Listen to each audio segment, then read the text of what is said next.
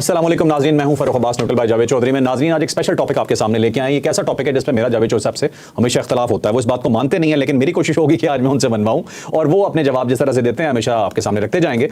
पंजाब के मुतालिक चौधरी साहब हमेशा कहते हैं जी कि पंजाब कभी भी किसी इनकलाब के लिए बाहर नहीं निकलता, यहाँ से बड़ी कोई रेजिस्टेंस मूवमेंट जो है वो कभी यहाँ से क्रिएट नहीं होती और ना ही हो सकती है। वो कहते हैं हमारा डीएनए इस तरह का है कि इसके अंदर कभी भी बड़ी एहतजाजी तहरीक नहीं पनप सकती। मेरा उनसे आर्गूमेंट यह है कि जलियांवाला बाग भी पंजाब में होता है। मेरा आर्गूमेंट उनके साथ ये बनता है जी कि पाकिस्तान को अगर डिस्टेबलाइज करने के लिए आपने कोई मूवमेंट उठानी है तो उसे तो बेहतर है फिर पंजाब खड़ा ना हो। और तीसरा मेरा आर्गूमेंट उनसे ये होता है कि पंजाब तो ऑलरेडी तरक्की याफ्ता है। जिन सूबों से कह रहे हैं कि मूवमेंट्स उठ रही हैं उनके हालात देख लें और पंजाब के हालात देख लें तो पंजाब उनमें फिर बेहतर नजर क्यों आता है? अगर पंजाब बुरा है तो पंजाब को पीछे होना चाहिए, ना कि उनसे आगे होना चाहिए। ये पूरा डिटेल से टॉपिक आज डिस्कस करेंगे और चौधरी साहब आज कटहरे में इसके जवाब देंगे कि ये इल्जाम वो क्यों लगाते हैं। अच्छा, पहली बात तो ये है कि फ़र्क हो सकता है आप मुकम्मल पंजाबी ना हो, लेकिन मैं तो जनरेशंस से पंजाबी हूँ। हमारे जो बुजुर्ग हैं दोनों साइडों से, वालदा की साइड से, वालद की साइड से, वो तो कभी बाहर निकले ही नहीं हिंदुस्तान से। यहीं पंजाब के अंदर ही, बल्कि पिछली 10-12 नस्लों का तो हमें पता है कि मुकम्मल तौर पर यही है। लिहाजा आप ये कह सकते हैं कि तमाम सेल्स जो हमारे हैं वो पंजाबी हैं। ठीक है।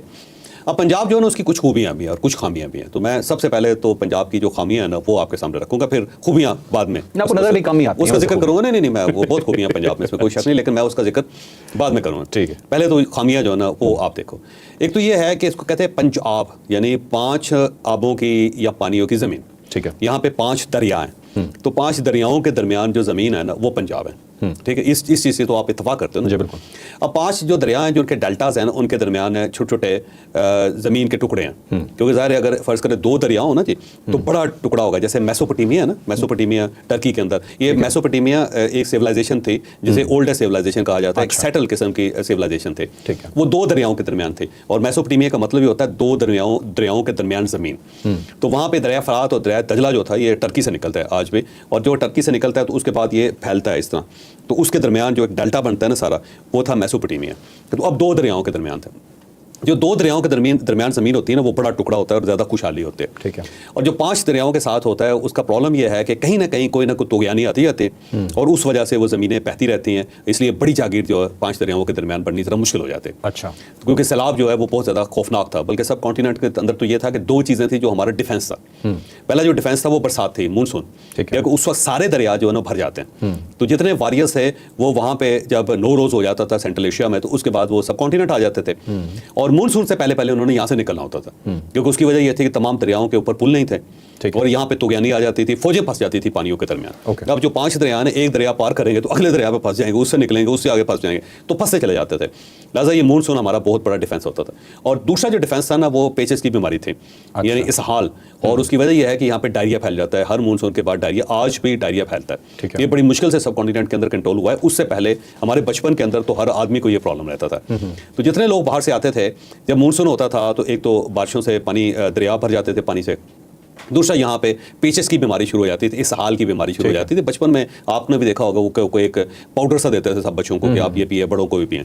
ठीक है। तो वो जितने वॉरियर्स होते थे उन्होंने मानसून से पहले यहाँ से निकलना होता था। ठीक है। अब जो 5 दरिया हैं उनके दरमियान डेल्टाज हैं और उन डेल्टाज के अंदर क्योंकि यहाँ पे सैलाब आते हैं तो छोटी छोटी जागीरें बनी हुई हैं, छोटे छोटे ज़मीन के टुकड़े हैं। किसी के पास 10 एकड़ ज़मीन है, किसी के पास 15 एकड़ ज़मीन है, किसी के पास 50 एकड़ ज़मीन है। यहाँ पे बहुत बड़े बड़े मरबे नहीं हैं, कि ये नहीं कहा जा सकता कि बहुत बड़े बड़े जागीरदार यहाँ पे किसी दौर में भी नहीं रहे, और अगर जागीरें रही भी हैं तो एक जागीरदार के बाद वो सारी जागीरें ख़त्म हो जाती थी। तो ये सूरत हाल थी पूरे पंजाब की।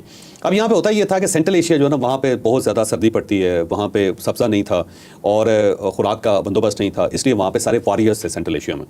और जितने सेंट्रल एशियन से अब उनके पास 2-3 रास्ते होते थे जहाँ से वो जो मौसम बदलता था तो खुराक लेने के लिए, औरतें छीनने के लिए, खजाने इकट्ठे करने के लिए आते थे। एक तो सब कॉन्टिनेंट था, जैसे कहा जाता था सोने की ज़मीन है। ठीक है। तो सेंट्रल एशिया, हर सेंट्रल एशियन कौम जो थी ना वो इंडिया ज़रूर आती थी, क्योंकि बहुत वसी ज़मीन थी, बड़ी बड़ी राजधानियाँ थी, बहुत यहाँ पे रिज़्क था, बड़ा पैसा था, बड़ा सोना था। और दूसरा वो चाइना चले जाते थे। चाइना भी एक बहुत बड़ा मुल्क है और वहाँ पे भी बहुत ज़्यादा कंट्रीज़ थे और वहाँ पे भी वो लूट मार ठीक करते थे, लेकिन चाइनीज़ गवर्नमेंट तगड़ी बड़ी होती थी, वो बड़ा फंटा लगाते थे। ठीक है। और उसके बाद फिर आप यूरोप की तरफ या रशिया की तरफ निकल जाते थे। ज़रा डिफिकल्ट था, वो इतना आसान नहीं था, वहाँ पर भी बहुत ज़्यादा बर्फ़ें पड़ती थी। लिहाजा सबसे आसान ये था कि यहाँ सेंट्रल गवर्नमेंट कोई नहीं है, तो आप ये दरा खैबर जो है उसको पार करें और सब कॉन्टिनेंट में आ जाएँ। 5-6 महीने आप टका के लूटें इसको, और उसके बाद आप यहाँ पे घोड़े और भैंसें और दूसरा बकरियाँ और ख़वातीन और बंदे सबको पकड़ के आप ले ठीक जाएं। है। और रास्ते में बहुत मंडियाँ होती थी, वहाँ पे बेचते चले जाएं, औरतों को बेच देते थे, बच्चों को बेच देते थे, मर्दों को बेचते हुए चले जाते थे आगे, ठीक, मतलब गुलाम बना के। तो यहाँ पे ये वाली अब ये था कि ये कोर्स ऑफ हिस्ट्री है। आप ये समझो कि 5-6 हज़ार 10,000 साल से मुसलसल सेंट्रल एशिया से, काकेशिया से, इन सारे पहाड़ों को, या यहाँ पे को हिंदू कश है, या इधर से हमारी है, इन सबको पार करके ना आपने सब कॉन्टिनेंट में आना है तो लूट के ले जाना है। और पहली जो डेस्टिनेशन होती थी वो पंजाब होता था। ठीक है। अब यहाँ पे छोटे छोटे गाँव थे, छोटे छोटे शहर थे, को बहुत सेंट्रल गवर्नमेंट यहाँ पे थी कोई नहीं। तो जब आप वहाँ से आते थे लोग तो देखते थे कि सामने ज़ाहिर हरियाली है, और छोटे छोटे टाउन थे, सबको लूट लेते थे, फसलें उजाड़ देते थे, लोगों को कत्ल कर देते थे। बल्कि पंजाब के अंदर आज भी जाओ ना, तमाम गांव जो है ना, हर गांव के साथ एक टिब्बा है, और उस टिब्बे की वजह यह है कि गांव पहले वहाँ पे आबाद थे, और जो वॉरियर्स आते थे वो गांव जला देते थे पूरे के पूरे। लिहाजा हर गांव के साथ एक पुराना टिब्बा है, जिसका मतलब यह है कि ये यहाँ से फौजें आई थी और वो जला के चले गए। फिर उसके बाद आगे फिर दोबारा उन्होंने एक अपना गाँव आबाद किया। ये पूरे पंजाब की सूरत-ए-हाल थे।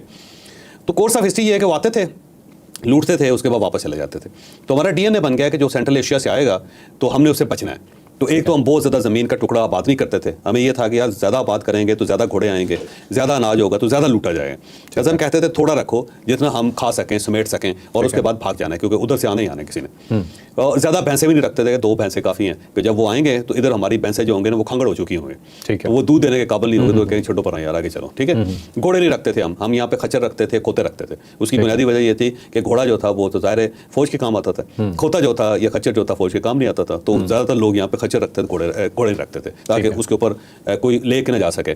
सेंट्रल एशियन जो थे वो यहाँ पे गाय का दूध पीते थे वहाँ पे, और गाय का ही मक्खन बनाते थे और गाय की चीज़ इस्तेमाल करते थे। हम गाय रखते ही नहीं थे, क्योंकि हमें ये था कि आएंगे तो ले जाएंगे। तो भैंस से वो नफरत करते थे, इसलिए हमने भैंसें पाली हुई थी। ये हमारी बैकग्राउंड थे।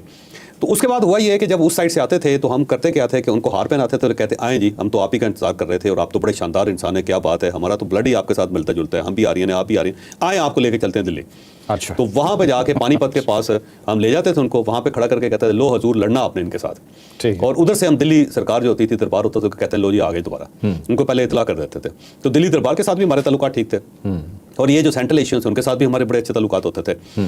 और इस तरह करके अब जब वहाँ पे लड़ाई होती थी तो हम पीछे पंजाब में दोबारा बैठ जाते थे, इंतजार करते थे कि क्या होगा। अब वहाँ पे अगर वो जंग जीत गए ये लोग जो सेंट्रल एशियन आए हैं, तो हम उनको मुबारक देते थे कि कमाल कर दिया आपने, दिल्ली को आपने उजाड़ दिया, बहुत अच्छा, ज़बरदस्त, जाएँ और अगले मौसम में फिर आ जाइएगा, फिर हम आपका इंतजार करें। और अगर फ़र्ज़ करें वहाँ से मार पड़ती थी उनको और दौड़ते वापस जाते थे, तो हम उनको लूट लेते थे, हम उनको फेंटा लगा देते थे, यार तुसी बड़े वाहियात लोग, आपको इतने दूर छोड़ के आए और आप वहाँ से हार के आ गए। तो हारे हुए लोगों तो हम पसंद नहीं करते। सिर्फ एक बार राजा पोरस था जिसने अलेक्जेंडर का मुकाबला यहाँ पे किया था, और वो मिसाल भी बनी हुई है। ग्रीक के अंदर भी राजा पोरस का जिक्र है, ग्रीक मैथोलॉजी में, बल्कि ग्रीक हिस्ट्री के अंदर बड़ा जिक्र है उनका कि देखो यार एक राजा पोरस था जिसने फेंटा लगाया उसको, अलेक्जेंडर को। इसके अलावा जो है ना राय खरल हो, ये को बहुत बड़े वारियर नहीं थे, क्योंकि इन्होंने मुल्क बनाया हो या पूरे पंजाब के अंदर हुक्मरानी की हो। रंजीत सिंह जो है ना उसको ये क्रेडिट जाता है कि उसने एक पंजाब को एक जगह इकट्ठा किया था, एक राजधानी उसने बनाई थी, ठीक है। लेकिन वो भी सस्टेन नहीं कर सका स्टेट को, और जो ही वो गया तो 10 साल के अंदर स्टेट खत्म होगी पंजाब की। ठीक है। तो ये है हमारी बैकग्राउंड इसमें।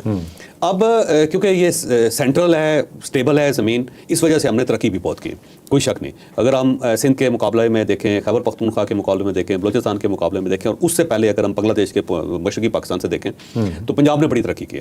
और उसकी बुनियादी वजह यही थी कि हमने मार खा के हमें समझ आ गई थी कि हमने बाहर के लोगों का मुकाबला भी करना है और अपने मामलात भी सेटल करने हैं।